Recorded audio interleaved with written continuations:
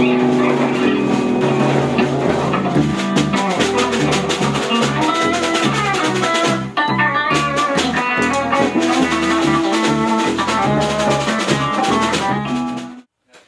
wonder if anybody out there in the audience has any idea if any recording artist has ever spoken about sucking paper mache. If anybody has that valuable information, if you could please get back to me, or perhaps you can relay that message to me through Charles Manson. Are you ready to roll? Are you ready to roll? Are you ready to rock and roll? My name is... Oh God, I forgot what my name is. Let me take a look at my license. Oh my God, I lost my wallet. I'm not going to know who I am. I need some help. I need some answers fast. Like, who am I? How is the universe created? If God is good, how can there be evil in the world? And last but not least, who is number one in the automotive glass replacement industry?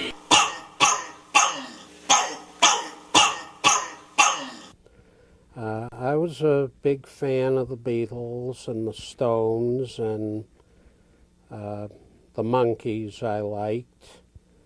I liked Sebastian, what's his name? Peter Sebastian.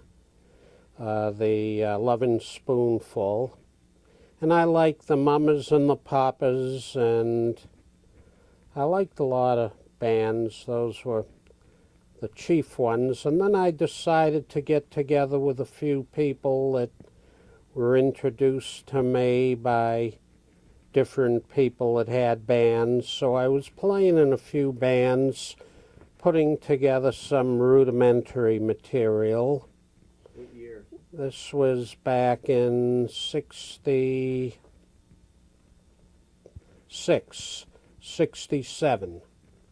For high school? That was in Brandeis University. Because I graduated Newton High School, class of 1965. In case nobody picked this up, a lot of the songs that I've been involved with are allegories. An allegory is when you say something that has a hidden meaning. It's a meaning that's hidden. It's like a mask covering somebody's face, and then when they take off the mask, the true meaning of the song reveals itself. Like when I take off my mask and everybody discovers that I'm really a hideous skeleton. I think that I will see you later. I don't want to be eaten by an alligator. Alligators that you meet, crocodilians in the street. I think that I will see you later. I don't want to be married to an alligator.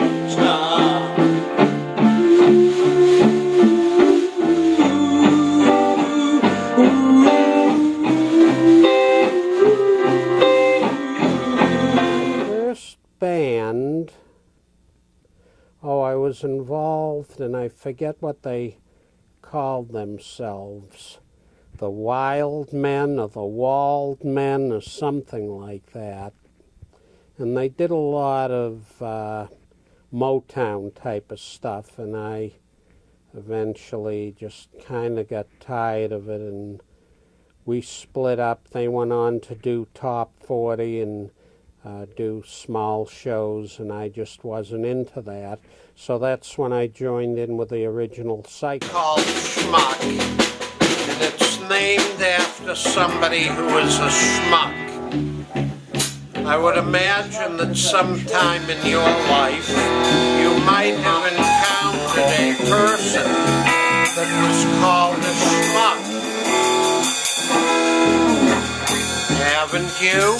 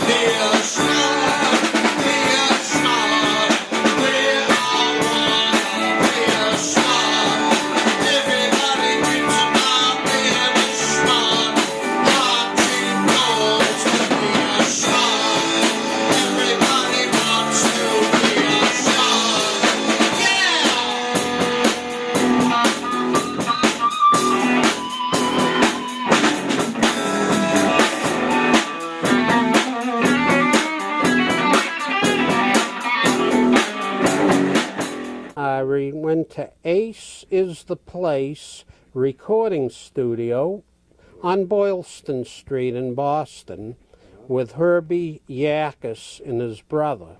And we recorded Till the Stroke of Dawn on a single, and that's the one that became a jukebox classic, so-called. Herbie and Shelley Yakis.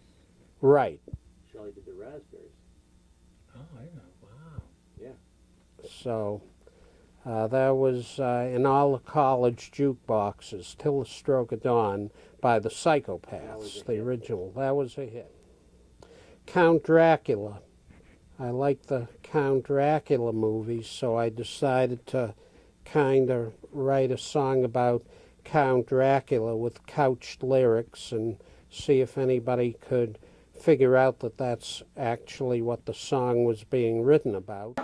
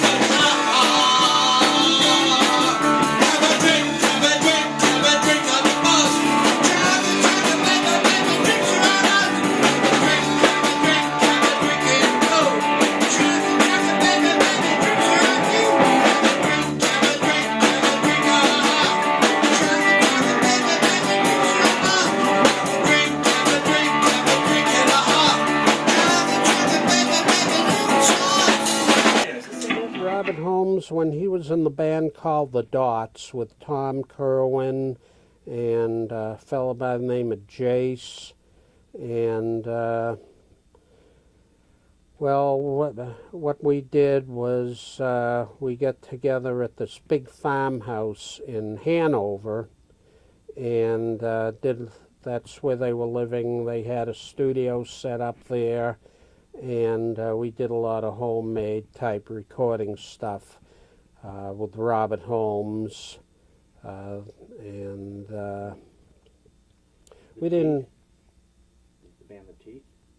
Yeah, that was the band The Teeth. The other band name that they were using was The Dots, and they were into top 40 type of things. They did their own original type of stuff, and they're... Did you record with him at all? Yes, I did. And a lot of the stuff that we did is Eric Lindgren has it, and he hasn't really done anything with it yet. One of the songs is on the upcoming CD, the redone version of Best Time is one of them. And some of the others that we did, Sylvia, that was on my first CD when we redid that one. That's a good song. And we were together basically until right before I got married. I was married 11 years. I didn't play in a band. Why? I had too much going on, too many responsibilities, business to run, family to raise, all that type of stuff. Okay, ready? Yeah.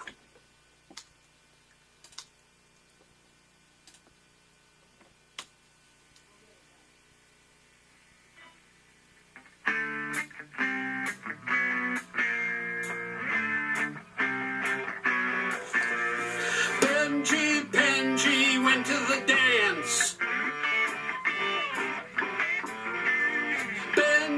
Benji dropped his pants. He couldn't open the bathroom door. So Benji piddled on the floor. And then there was a time he went to France. Benji piddled in his pants. But let me tell you something worse. Benji piddled in his purse. Benji, Benji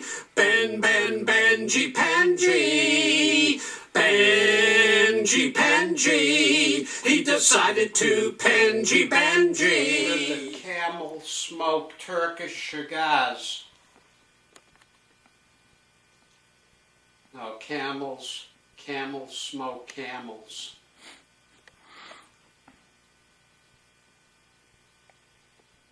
And if a camel goes crazy, it goes menthol.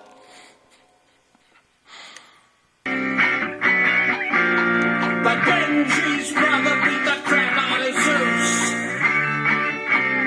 Are you a classics scholar? Are you a classics scholar? Are you a scholar of the classics? A classics Scholar? Stalker? Stalker? Well, I mean, I like the classics. I like Greek literature, especially stuff about Agamemnon and Menelaus and the Trojan Wars. That was about condoms, right? Yeah, there was. The Trojan Wars was all about condoms. Somebody decided to eliminate the condom supply, so there was a shortage of condominiums, and it caused real estate prices to soar. up, a lot of the songs that I've been involved with are allegories. An allegory is when you say something that has a hidden meaning. It's a meaning that's hidden. It's like a mask covering somebody's face, and then when they take off the mask, the true meaning of the song reveals itself. Like when I take off my mask and everybody discovers that I'm really a hideous skeleton. Song about her by golly and the name of the tune. Sweet Molly Molly, sweet Molly Molly Molly Molly Molly Molly Molly, sweet Molly Molly Molly Molly Molly Molly. I didn't hear the vocals in there. All right, but your stuff's in there. It's in there. Do you need to hear all the vocals? Well, if I don't, I might be out of timing. Okay, let me get those choruses up. Where do you go when you have to sue somebody when you're electrocuted? You go to the Short Circuit Court of Appeals. Okay, now in this particular movie, it was a semi-documentary movie, and it was produced by my ex-girlfriend's brother. It was shot mostly at a farmhouse in Concord, Massachusetts. They had a full film crew, a lot of very sophisticated equipment, people that were acting in it, and it was pretty much a critique on Christianity. Little did I know the motivation behind it at the time. And when I became involved with the project, I thought it was just a spoof or a comedy routine. It kind of worked out very well, and everybody in the film crew and all the other actors and everybody, my ex-girlfriend and her brother and everybody else were very impressed with my performance on that movie. Now, what happened to throw the whole thing out of whack was one evening, we're talking like 2 a.m., we're shooting this scene on North Street in Concord, and all of a sudden squad cars show up from the Concord Police Department, and they arrested the whole bunch of us. Evidently, there were complaints that we were disturbing the peace, shining bright lights on the street.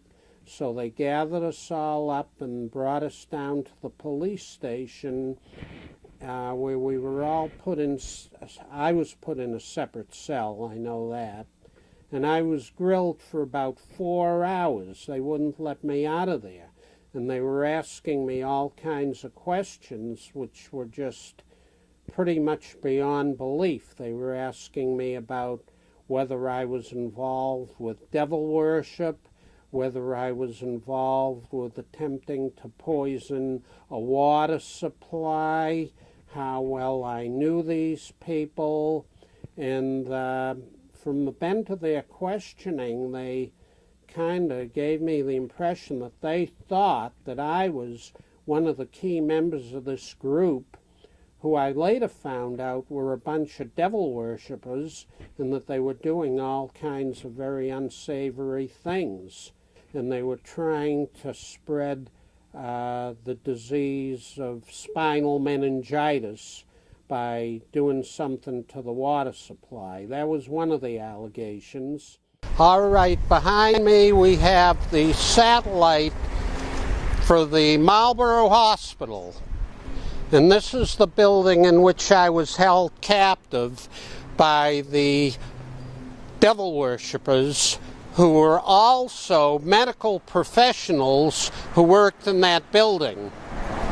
Now, when I lived with them in Concord, they drugged me and took me over to this facility, the satellite of the Marlborough Hospital, and one of them, Brother John, was my doctor, at that hospital, and he kept me doped up with Thorazine, and the purpose of that was so they could get me to sign my will over in duress to my ex-girlfriend, who is Brother John's sister. So right now we are on Main Street in Marlborough at the corner of Florence Street.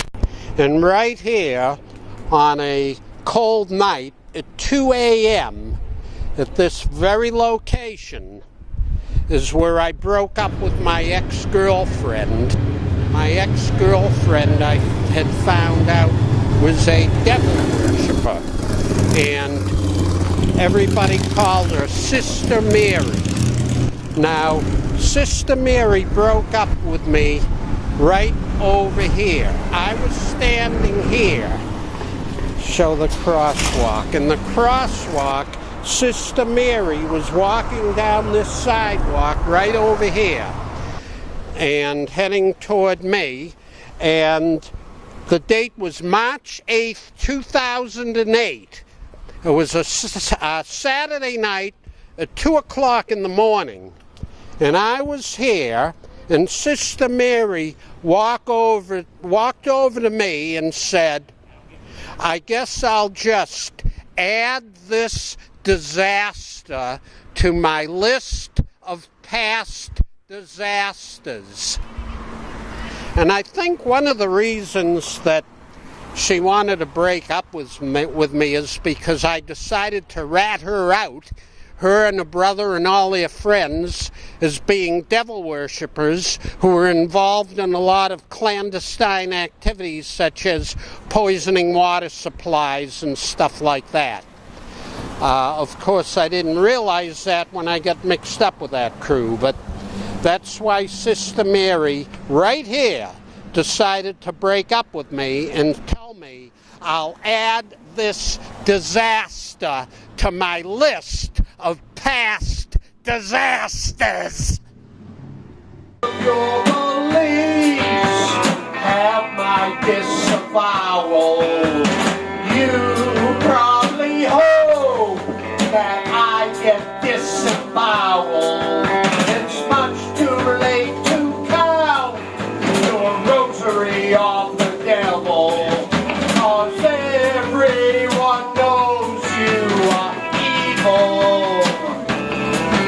I'll add this disaster to my list of past disasters. I'll take your favorite expression and throw it right back at you. I'll add this disaster to my list of past disasters. And now that we broke up, I'm so glad that we are through. I'm so glad that we are through.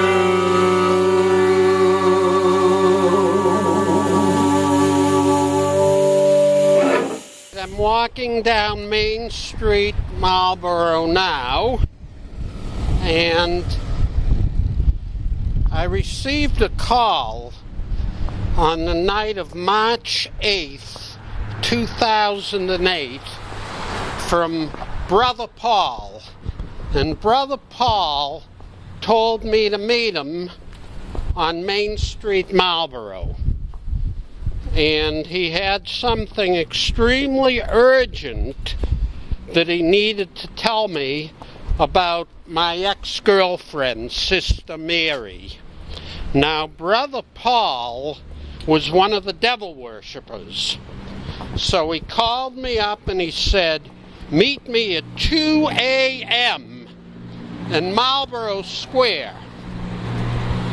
And we're heading to the location where I met Brother Paul. I didn't realize it at the time, but when I left the satellite for the Marlborough Hospital, I had been drugged with some kind of Thorazine derivative, which was slow acting. So after about a half hour or so, the drug started to kick in, and I was not able to move very well. My speech became slurred, and I was pretty much incapacitated. And then when I got to a location right around here, at the end of this block of stores, Brother Paul was sitting in his car and he was waiting for me. And he had a really sick scenario in store for me. Right over here at this corner, this is South Bolton Road, which is actually Route 85. And right over here at this corner, at this parking lot, is where I met Brother Paul. Now, Brother Paul pulled up right over here next to this pole, and this is where he was. His car pulled up right here, and this is where I was standing. So Brother Paul rolled down the window of his car right here, and he said, "Dave, I don't know if I told you this, but one of the things I do professionally is I train attack dogs. And right here in the front seat of my car is a trained Doberman attack dog. And I train this dog to kill people by ripping their balls off. And now because of what you did to us, I'm going to have this dog get you." And I was incapacitated. I really couldn't run, couldn't do much of anything. And it was 2 o'clock in the morning of the night of March 8th. The only thing I was able to do is I was able to stumble into the street like this. And I fell down right in the middle of the street, and luckily there was a passing motorist there. And the passing motorist saw what was going on, saw the dog going after me, and called 911 on his cell phone. And shortly thereafter, the police was down here, and then Brother Paul and his dog took off. So that was the end of that story. Then I was pretty much incapacitated, so the police drove me back to the satellite of the Marlborough Hospital, and I kept saying, "No, no, no, don't take me there, because that's where the devil worshippers are. That's where Brother John is, and they're going to kill me if you send me back there." Of course, the police thought I was crazy, so they took me back there anyway, because it was the nearest hospital. And then after they worked on me a bit, Brother John and his cohorts threw me in their car and drove me off in this direction, where they had the episode of the bells. Now, when you're talking about bells, bells have a major significance somehow when it has to do with the devil worship, because bells are very important to devil worshippers. The ordeal of the bells, for whom the bell tolls. There's the bell. The bell tolls for me. Ernest Hemingway, for whom the bell tolls. And we're going to talk all about bells now, because if I was able to survive the ordeal of the bells, then the devil worshippers were going to let me alone. They were going to set me free.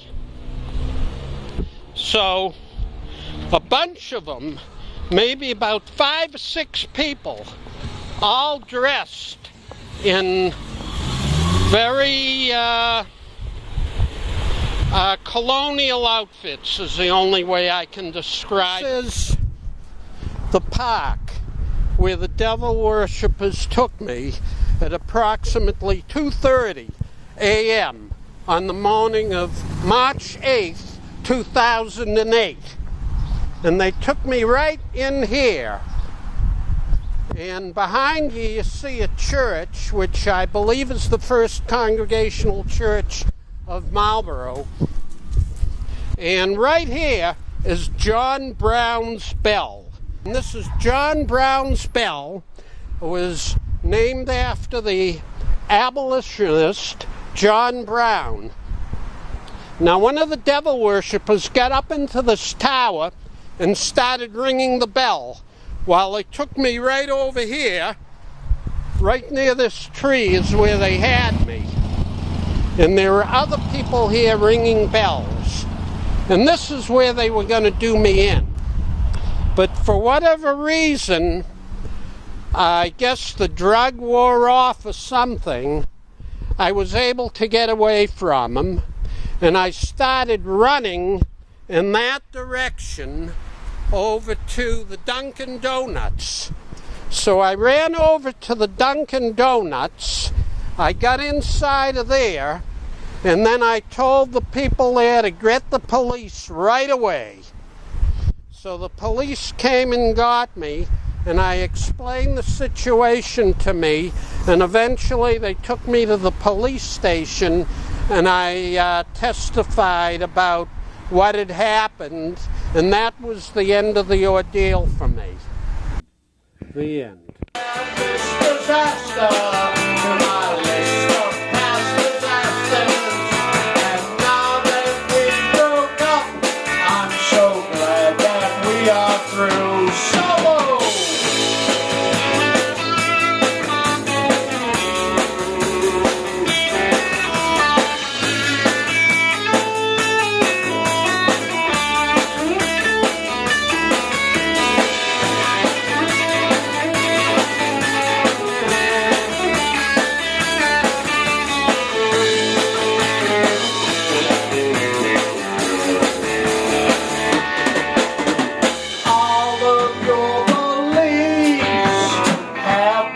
Disavowal.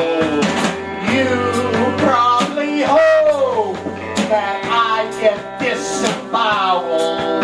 It's much too late to count your rosary of the devil, 'cause everyone knows you are evil. I'll add this disaster in my list of past disasters.